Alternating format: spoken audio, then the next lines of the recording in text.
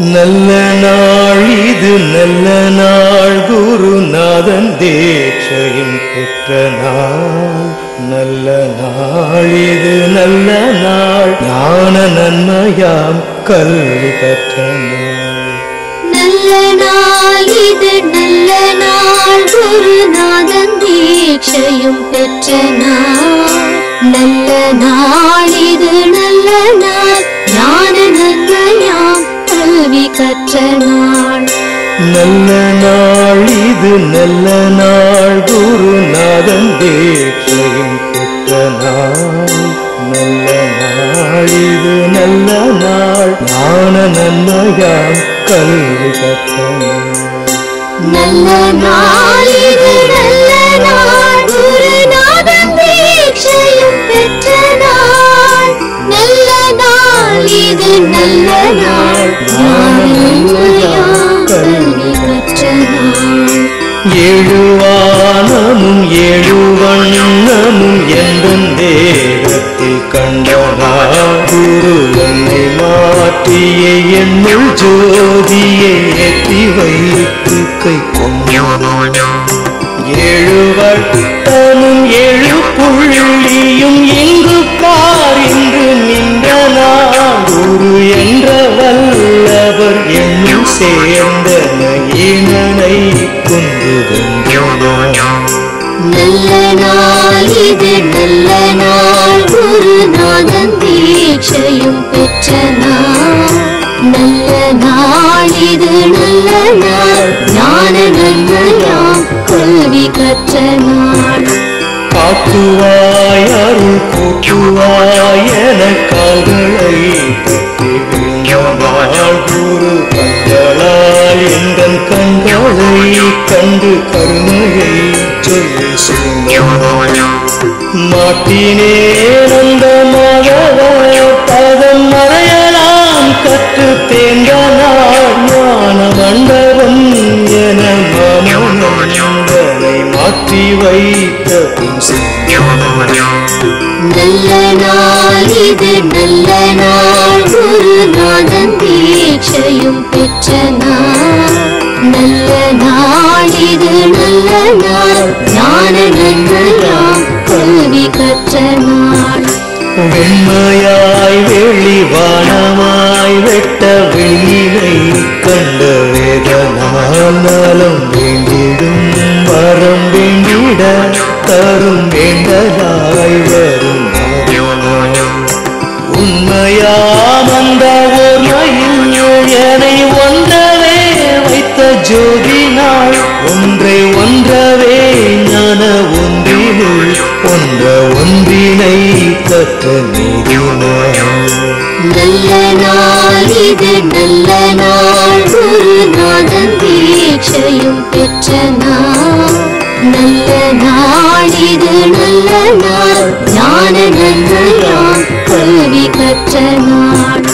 செம்மையாம் தீரை நீக்கியே ஞான செம்பொருள்தான் சொன்னால். அந்த சீர்பெரும் சிவ சிம்மயம் தனை சிரசிடை கண்டவன். அம்மையாமத்தன் ஆதியாம் தெய்வ ஆற்றலால் குரு பெற்ற நாள். ஆடிடும் சிவ தாண்டவன் கண்டு ஆதியாய் கரு. நல்ல நாள் இது நல்ல நாள். சத்குருவை போற்றி நிதம் சாதனைகள் செய்வதற்கு சாட்சியாகி நின்ற ஜோதியே, சப்தமாகி வெப்பமாகி சங்கமித்து உள்நிறைந்த சத்தியமே மூல ஆதியே, கற்பகமாய் கண் கலந்து கனல் உணர்வில் கருணையீந்த கடவுள் எனும் ஞான பிரம்மமே, கை குவித்து கர்மவினை கசடுகளை தீர்ப்பதற்கு கால் பணிந்து நின்ற நேரமே, முற்பிறவி புண்ணியமாய் முத்தொளிமை குரு கிடைக்க முன் கலந்து நின்ற வேளையே, முக மலரின் முனைகளிடை முச்சுடரின் கனல் அளித்து முக்தி நிலை தந்த வள்ளலே, சிற்பரமாய் தற்பரமாய் சிரசிடையில் சிவமளித்த சிவகுருமை நாத வேதமே, செய் தவத்து சீர்பணிக்கு செம்பொருளே காப்பாக சேவித்தோம் காக்க வேண்டுமே என்று சொல்லி இந்த இனிமையான தைப்பூச சத்சங்கத்தை துவக்குகின்றோம்.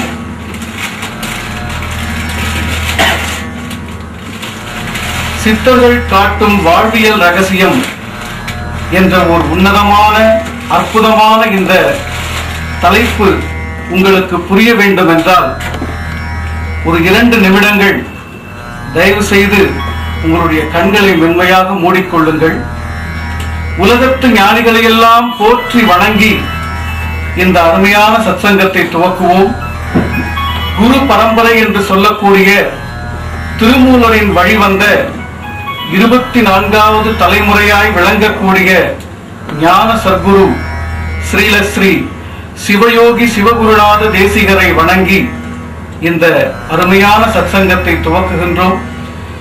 நான் சொல்லக்கூடிய அற்புதமான கருத்துக்கள் எல்லாம் முழுமையாக உங்களுக்கு புரிய வேண்டும், விளங்க வேண்டும் என்றால் இந்த தியானத்தோடு இந்த நிகழ்ச்சியை துவக்குவோம். தயவு செய்து 2 நிமிடம் உங்களுடைய கண்களை மென்மையாக மூடிக்கொண்டு புருவ மத்தி என்று சொல்லக்கூடிய அந்த ஞான பீடத்தை தயவு செய்து நினைத்துக் கொள்ளுங்கள்.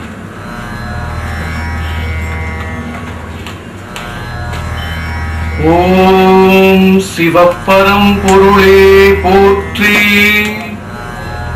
ஓம் நந்தீஸ்வரனே போற்றி, ஓம் திருமூலரே போற்றி, ஓம் காலாங்கிநாதரே போற்றி, ஓம் ஸ்ரீ போகரே போற்றி, ஓம் ஸ்ரீ கொங்கணரே போற்றி, ஓம் ஸ்ரீ சட்டநாதா போற்றி, ஓம் ஸ்ரீ வாலை குருவே போற்றி, ஓம் ஸ்ரீ பாலயானந்த சுவாமிகள் போற்றி, ஓம் ஸ்ரீ ஜெயவீர ஆதிநாயக சுவாமிகள் போற்றி, ஓம் ஸ்ரீ ஜோதிராம சுவாமி குருவே போற்றி, ஓம் ஸ்ரீ சிவயோகி சிவகுருநாத தேசிகரே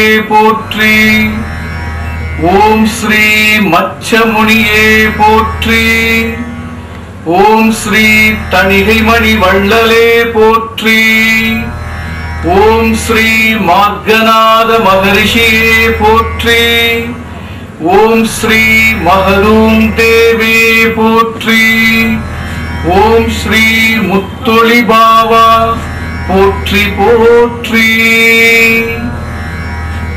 நன்றி.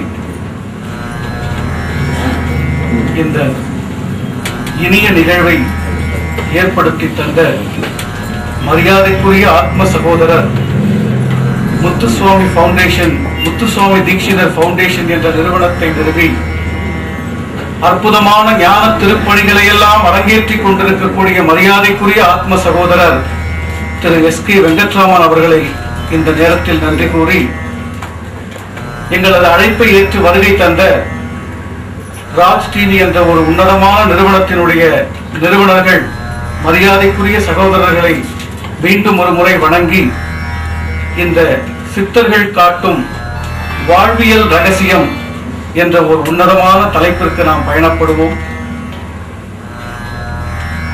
இங்கே வருகை தந்திருக்கக்கூடிய பலருக்கு மெடிடேஷன் வகுப்புக்கு சென்றிருக்கக்கூடிய அனுபவங்கள் இருக்கும். மெடிடேஷன் என்ற வார்த்தையை கேட்டவுடன் எல்லோருக்கும் ஒரு எண்ணம் ஞாபகம் வரும். முதலில் மெடிடேஷன் என்ற சொல்லின் தமிழ் பதம் என்ன என்று பார்ப்போம். யாருக்காவது மெடிடேஷன் என்ற வார்த்தையின் தமிழ் அர்த்தம் தெரியுங்களா?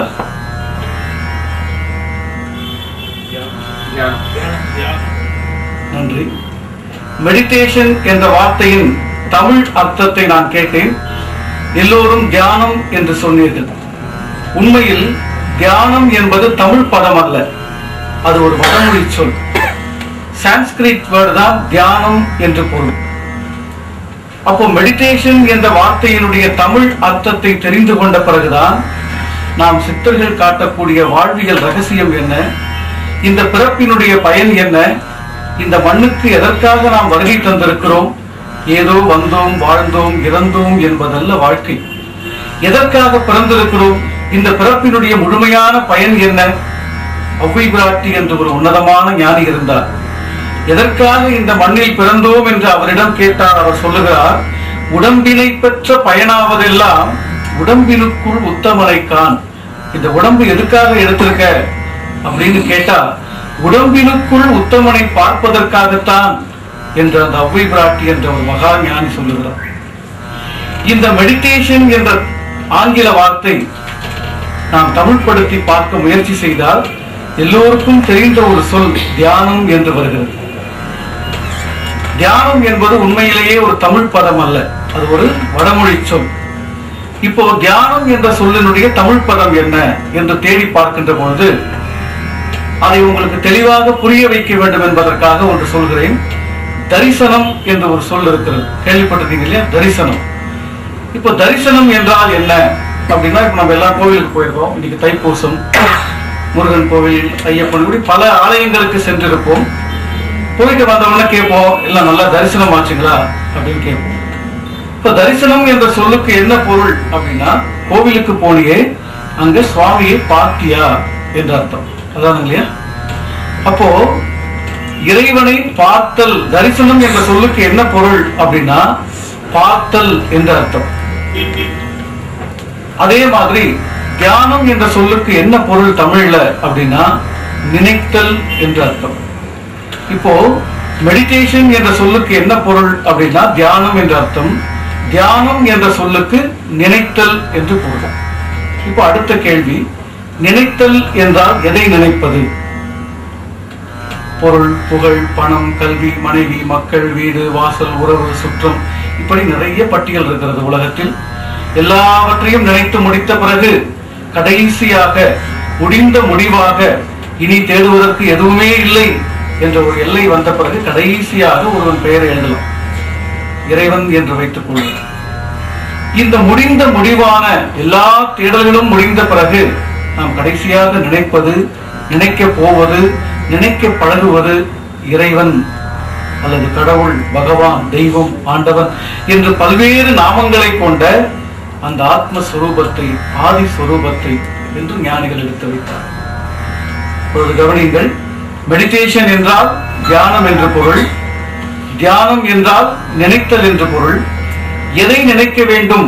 அல்டிமேட், முடிந்த முடிவான முடிவு எது இருக்கிறது என்று பார்த்தால் எல்லாவற்றையும் நினைத்து முடித்த பிறகு கடைசியாக நினைக்க வேண்டியது கடவுள், இறைவன் என்று சொல்வது.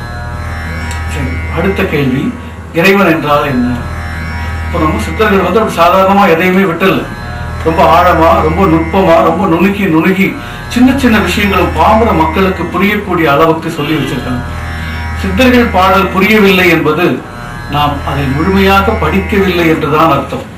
இப்போ பெரியவர்கள், நிறைய மருத்துவர்கள் இருக்கிறார்கள். இப்போ டாக்டருடைய கையெழுத்து புரியாதுன்னு சொல்லுவோம், ஆனா புரிஞ்சுதான மருத்துவர்கள் அந்த மெடிக்கல் ஷாப்ல எடுத்து கொடுக்குறாங்க. நமக்கு புரியவில்லை என்பதற்காக சித்தர்கள் பாடல்கள் புரியவில்லை என்று சொல்லக்கூடாது. இப்போ தியானம் என்றால் நினைத்தல், மெடிடேஷன் என்றால் தியானம், தியானம் என்றால் நினைத்தல், நினைத்தல் என்றால் இறைமை என்கின்ற முழுமையை நினைத்தல் என்று ஒரு முடிவுக்கு வந்திருக்கு இல்லைங்களா? இப்போ இந்த இறைவன் என்றால் என்ன என்று ஞானிகள் தன்னுடைய தேடலை ஆரம்பிக்கின்ற போது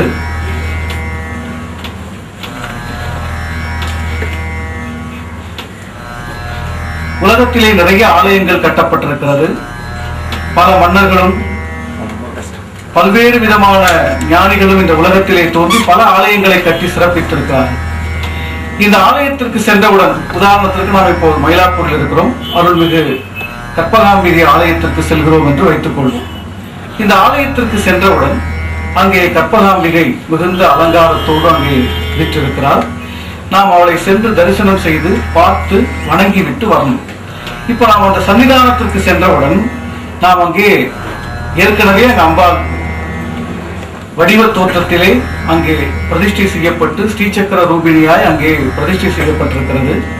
ஆனால் நாம் அங்கே சென்றவுடன் ஏதோ ஒரு காரணத்திற்காக 2 நிமிடம் காத்திருக்கிறோம். எல்லா கோவிலுக்கும், கற்பகாம்பிகை கோவில் மட்டுமல்ல, உலகத்தில் இருக்கக்கூடிய எல்லா ஆலயங்களுக்கும் நாம் சென்றவுடன், நாம் சென்ற போது அங்கே ஏற்கனவே சிலா ரூபத்தில் இறைவன் அங்கே வீற்றிருந்தாலும் நாம் ஏதோ ஒரு காரணத்திற்காக, நாம் போனவொன்ன இறைவனை பார்த்துட்டு வந்துடலாம் இல்லையா, நாம் ஏதோ ஒரு காரணத்திற்காக அங்க காத்திருக்கிறோம். என்னவென்று யோசித்து பாருங்கள். யாருக்காவது ஞாபகம் வருதான் யோசிங்க. அது என்னன்னா, அங்க இருக்கக்கூடிய குருக்கள் ஒரு கையில் கற்பூரமும் ஒரு கையில் மணியும் எடுத்து ஆட்டுவது கற்பூர தீபாராதனை என்று பெயர். இந்த கற்பூர தீபம் காட்டப்படுவதற்காக நாம் அங்கே சில மணித்துளிகள் காத்திருக்கிறோம் இல்லையா? உண்மையா இல்லைங்களே? அப்படி ஏன் காத்திருக்கிறோம் என்றால், உள்ளே ஏற்கனவே அங்கே கடவுள் இருக்கிறார். நாம் அந்த கடவுளை தரிசனம் செய்வதற்கு முன்பாக, தரிசனம் செய்த பிறகு அந்த கற்பூர தீபம் காட்டுவதற்காக ஏன் நம்மளை ஞானிகள் காக்க வைத்தார்கள் என்றால், உள்ளே இருக்கின்ற கடவுளை நீ அறிந்து கொள்ள வேண்டும் என்றால் உனக்கு 2 பொருள் தேவைப்படுகிறது. அவனை நேரடியாக, அவன் அருவ ரூபம், நேரடியாக அவனை நீ சென்று அடைய முடியாது. உனக்கு எந்த மார்க்கமும் எந்த வழியும் கிடையாது. அவனை அடைவதற்கு உனக்கு 2 பொருள் தேவைப்படுகிறது. அந்த 2 பொருளைத்தான் ஞானிகள் சூசகமாக மிக அழகாக எடுத்து வைத்தார்கள். ஒன்று வெளிச்சமும், இன்னொன்று நாதம். இதைத்தான் அருணகிரிநாத சுவாமிகள் நாத விந்து கராதி நமோ நமோ என்று பாடுகிறார். ஒரு யோசித்து பாருங்கள். நாம் ஆலயத்திற்கு செல்கிறோம், அப்படியே கொஞ்சம் கற்பனையாக யோசித்து பாருங்கள். கோவிலுக்கு சென்றவுடன் அங்கே அந்த விக்கிரகத்தை பார்க்கிறோம். பார்த்த சில மணி துளிகளில் அந்த கற்பூர தீபாராதனைக்காக நாம் காத்திருக்கிறோம். அந்த நேரத்தில் நமக்கு ஒரு பரவசம் ஏற்படுகிறது. கண்களை மூடிக்கொண்டு நாம் பிரார்த்தனைகளை செய்கிறோம். எந்த இடத்தில் ஒளியும் ஒளியும் சந்திக்கிறதோ அந்த இடத்திலே நம்மை அறியாமலேயே நமக்கு ஒரு பரவசம் ஏற்படுகிறது. இந்த ஒளியும் ஒளியும், அதாவது லைட் அண்ட் சவுண்ட் என்ற ஒரு அற்புதமான விஷயத்தை தான் ஞானிகள், சித்தர்கள் மகா பொருளாக எடுத்து வைத்தார்கள். இதுதான் வாழ்க்கையின் ரகசியத்தின் முதல் பொருள்.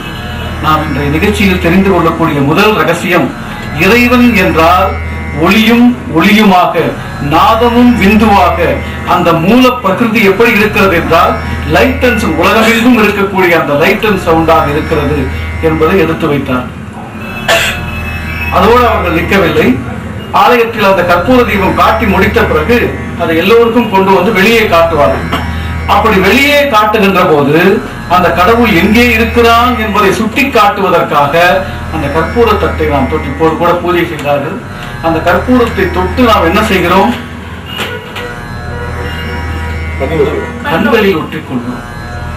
நாம மூக்குல ஒட்டிக்கலாம், வாயில ஒட்டிக்கலாம் இல்லையா? நம்ம கிட்ட 5 புலன்கள் இருக்கு. அப்போ கண்களில் ஒட்டிக் கொள்கிறோம். இந்த உலகத்திலேயே மிக மிக நுட்பமான ஆழமான ஞானிகள் சொன்ன மகா ரகசியத்தினுடைய வாசல் பாருங்க. எவ்வளவு ஒரு பாவம்! நாம் அதை படிக்கவில்லை. ஆலயத்திற்கு போய் கொஞ்ச நேரம் உட்கார்ந்துட்டோம்னு சொல்றோம். நாம் உட்கார்ந்து ஆலயத்தினுடைய அந்த லட்சணங்களை ஏன் இப்படி கட்டி வைத்திருக்கிறார்கள் என்று பாருங்கள். இந்த மயிலாப்பூரிலே தெப்பத் திருவிழா, அற்புதமான திருவிழா. ஏன் இறைவனை தண்ணீரில் வைத்து ஆட்டுகிறார்கள்? ஏன் அந்த அற்புதமான அந்த மகா லிங்கத்தை அபிஷேகம் செய்து அலங்கரித்து தெப்பத்தில் நீரில் விட்டு ஏன் மிதக்க விட்டு வேடிக்கை பார்க்கிறார்கள்? எத்தனை லட்சம் மக்கள் அங்கே இன்று குவிவார்கள். அப்போ தெப்பத் திருவிழா என்று ஞானிகள் எதை எடுத்து வைத்தார்கள்? அந்த ஒளியும் ஒளியும் தண்ணீருக்குள் ஆடிக்கொண்டிருக்கிறது, பார்க்கடலுக்குள் ஆடிக்கொண்டிருக்கிறதை பார். என்றைக்காவது தெப்பத் திருவிழா நடக்கின்ற போது இது ஏன் என்று அங்கே இருக்கக்கூடிய லட்சம் பேரில் ஒருவன் கேட்டால் அவனுக்கு ஞான சத்குரு அவன் வீட்டு வாசலில் போய் நின்று ஏன் தெப்பம் ஆடிக்கொண்டிருக்கிறது என்ற ரகசியத்தை சொல்வார். இல்லையென்றால் தெப்பத்தை பார்த்து சுற்றி விட்டு வீட்டுக்கு செல்ல வேண்டியதுதான். ஏன் என்று கேட்க எப்பொழுது எந்த மனிதன் தன்னுடைய ஆத்மா அந்த தேடலோடு அவன் பழக ஆரம்பிக்கிறானோ அந்த தெப்பத்தினுடைய ஞான ரகசியம் அவனுக்கு புரிய ஆரம்பிக்கும். பாருங்கள், மெடிடேஷன் என்றால் தியானம், தியானம் என்றால் நினைத்தல், நினைத்தல் என்றால் இறைவனை நினைக்க வேண்டும், இறைவன் என்றால் ஒளியும் ஒளி. எவ்வளவு ஷார்ட் ஃபார்ம்ல வச்சிருக்காங்க. ஆனா நம்ம கோவிலுக்கு எத்தனையோ நமக்கு எல்லாருக்கும் நிறைய காலங்கள் ஓடிவிட்டது. அப்ப அந்த ஒளியும் ஒளியும் என்ற மகா ரகசியத்தை எப்படி அறிவது? அடுத்த கேள்வி வரணும் இல்லையா? இப்ப சிருஷ்டி அழைப்பதை பார்த்தீங்கன்னா நிறைய ரகசியம் போடுறோம். ரகசியம் என்றால் எதுவும் இல்லை. பாருங்க, இப்போ ரகசியம் என்ற சொல்லுக்கு என்ன பொருள் அப்படின்னா மறைப்பொருள் அப்படின்னு மறைத்து வைத்திருந்தல் என்ற பொருள். மறைப்பொருள் என்ற சொல்லுக்கே என்ன பொருள் அப்படின்னா வேதம் என்ற அர்த்தம். ரகசியம் என்ற சொல்லுக்கு என்ன பொருள்னா வேதம். வேதமே ஒரு மறைப்பொருளாக இருக்கின்ற போது வேதாந்தம் எப்படி இருக்கும், சித்தாந்தம் எப்படி இருக்கும், எவ்வளவு பெரிய நுட்பம், எவ்வளவு பெரிய ரகசியத்தை அங்கே ஞானிகள் பொதித்து வைத்திருக்கிறார்கள் பாருங்கள். ஒரு ஆலயத்திற்கு செல்கின்ற பொழுது அந்த ஆலயத்தினுடைய வாசலில் ஆரம்பித்து, கோபுர வாசலில் ஆரம்பித்து சன்னதி வரைக்கும் எத்தனை நுட்பங்கள், எத்தனை ரகசியங்கள், ஒவ்வொரு அங்குலத்திற்கும் நாம் போதிப்பதற்காக நாம் கற்றுக்கொள்வதற்காக அங்கே பதிய வைத்திருக்கிறார். நாம் கவனிக்க தவறிவிடுகிறோம். அது நமக்கு 3 காரணங்களால் நாம் அதை இழந்து விடுகிறோம். என்ன 3 காரணங்கள் என்றால், நம்முடைய வினை, சஞ்சித கர்மம், ஆகாமிய கர்மம், பிராரப்த கர்மம் என்று சொல்லக்கூடிய அந்த 3 வினை கட்டுகளால் நாம் அந்த காட்சியை, அந்த தரிசனத்தை எல்லா உலகத்திற்கு கோவில்கள் மட்டுமல்ல, பள்ளிவாசல்கள், கிறிஸ்துவ தேவாலயங்கள், எந்த ஆலயத்திற்கு சென்றாலும் அந்த முழுமையை, அந்த ரகசியத்தை அனுபவிப்பதற்கான சாவி எல்லா ஆலயங்களிலும் இருக்கிறது. நீங்க எந்த ஆலயம், அதாவது ஆகம விதிப்படி ஆலயங்களை கட்டிவிட்டார்கள். எந்த ஆலயத்திற்கு சென்றாலும் சித்தர்கள் சொன்ன அந்த மூல சாவி அங்கே அப்படியே இன்னொன்னு சாவியை ஜாக்கிரதையா வைக்க வேண்டிய அவசியம் இல்லை. அது அப்படியே இறைச்சி வச்சிருக்காங்க. எங்க வேணாலும் நமக்கு ஒன்று மட்டும்தான் தேவை, தேடல். ஏன் இப்படி இந்த கோவில் கட்டப்பட்டிருக்கிறது? சிவன் கோவிலுக்கு போனால் கஜ பிரதட்சணம் என்று அரை வட்ட வடிவத்திலே அந்த சிவ பிரதிஷ்டை செய்யப்பட்டிருக்கும். என்றைக்காவது அதை குறித்து ஆய்வு செய்திருக்கிறோமா? லிங்க ரகசியம் என்ன, சிதம்பர ரகசியம் என்ன? நாம் கபாலீஸ்வரர் ஆலயத்திலிருந்து கற்பகாம்பிகை தரிசித்து விட்டு அந்த சுவாமியை லிங்க தத்துவத்தை தரிசனம் செய்ய வருகின்ற போது எல்லா சிவன் கோவில்களிலும் பாருங்கள், லிங்க ரூபமாக தான் இறைவன் காட்சியளிக்கிறார். என்ன இந்த லிங்க தத்துவம், என்ன ரகசியம் இதில் இருக்கிறது? இந்த உலகம் என்பது முட்டை வடிவத்தில் இருக்கிறது. இது அறிவியல் சொல்லக்கூடிய உண்மை. முட்டை வடிவத்தில் இருக்கக்கூடிய அந்த வட்ட வடிவம், அந்த முட்டை வடிவத்தை வட்ட வடிவமான மைய பகுதிக்குள் நிலைநிறுத்த வேண்டும். இதைத்தான் பட்டினத்து சுவாமிகள் சொல்கிறார். வெட்டாத சக்கரம், பேசாத மந்திரம், வேறு ஒருவருக்கு